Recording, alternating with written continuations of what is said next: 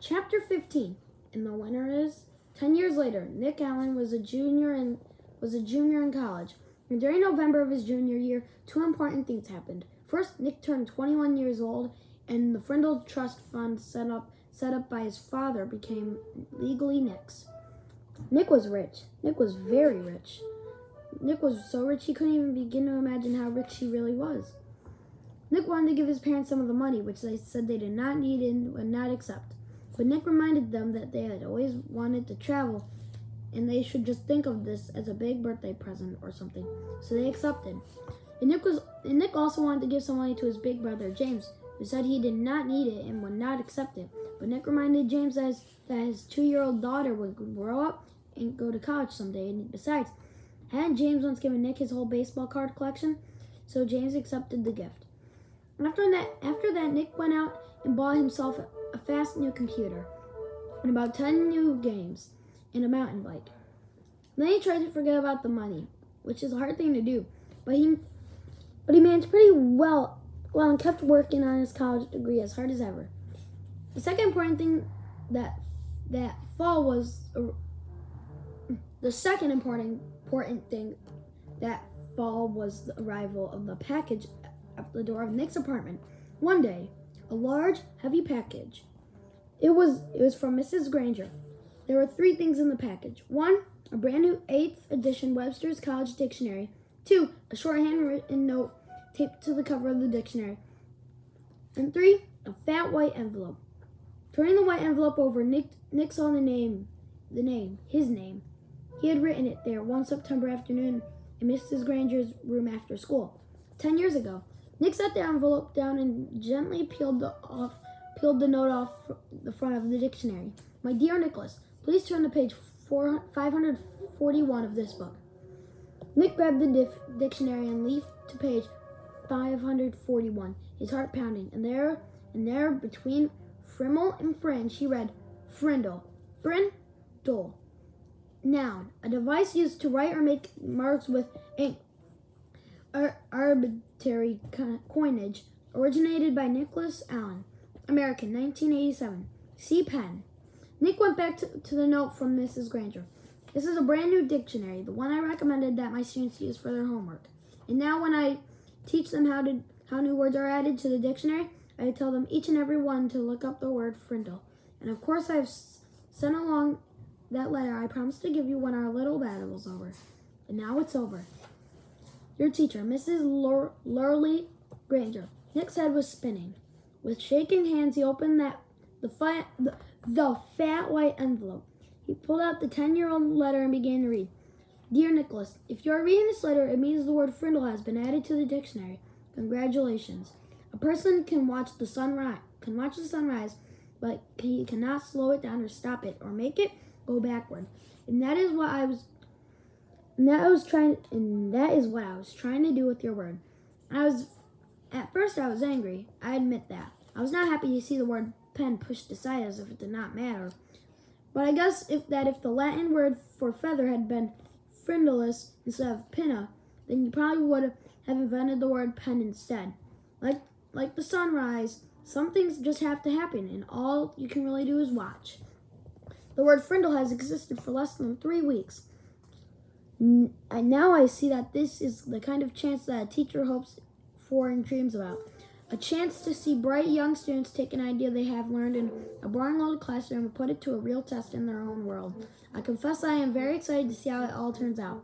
I am mostly here to watch it happen. But somehow I think I have a small part to play in this drama, and I have chosen to be a villain.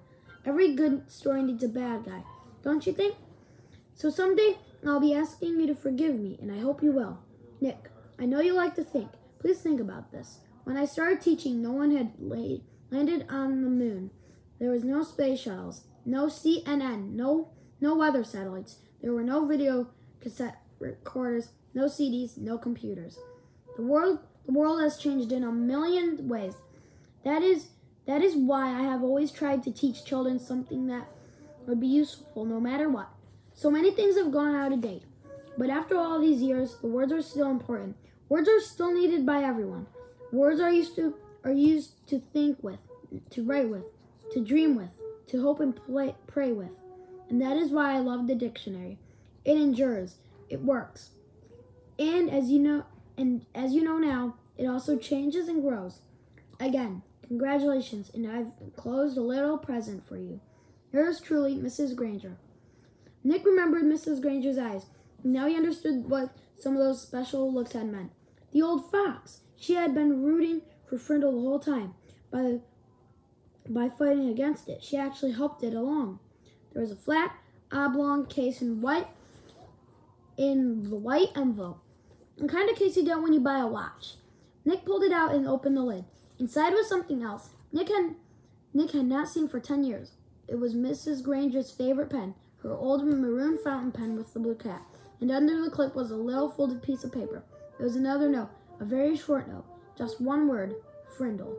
About a month later, something happened over in the old part of Westfield, over where the trees are huge and the houses are small. On Christmas morning, Mrs. Granger's doorbell rang. Mrs. Granger opened the door, but no one was there.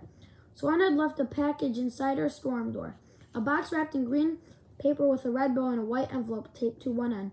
She smiled as she stooped down to pick it up. As she picked up the package, she noticed a red, white, and blue express mail envelope sticking halfway out of her mailbox next to the doorway. It must have been delivered late on Christmas Eve. She opened the storm door and plucked the envelope from the mailbox, and then shut both doors and went inside with a shiver. Frindle, Mrs. Granger went across the living room and sat on the couch. The express envelope was from the Westfield School District office. It looked important, so Mrs. Granger opened it right away. It was a letter from the superintendent of the schools, a letter of congratulations. A permanent trust fund for college scholarships had been established with a donation of $1 million from one of your former students. It would be called the Lori Lee Granger Students Fund. Mrs. Granger was sure it was a mistake, or maybe a prank. $1 million? Nonsense! She had the urge to pick up the telephone and give the superintendent a call and straighten this out right away. But this was Christmas morning, and even though the superintendent was one of her former pupils, Mrs. Granger decided to wait a day. Couldn't hurt. Besides, the other package was sitting next to her on the couch, waiting impatiently with its red bow. She opened the envelope first. It was a little Christmas card with a sloppy note, obviously the work of a 5th grade boy. Dear Mrs. Granger, you're one of my favorite teachers. Here is something I want you to have. Sincerely, a student of yours. Mrs. Granger glared at the spelling mistakes, but then chuckled and shook her head. Kids are always the same, year after year. Here she was in her 45th year of teaching, all set to retire in June. She could hardly remember Christmas Day when she didn't receive a present from one of her students. Mrs. Granger pulled off the red ribbon and tore off the paper and lifted the lid of the box. She expected to find something made of yarn and popsicle sticks, or maybe curly macaroni and glue.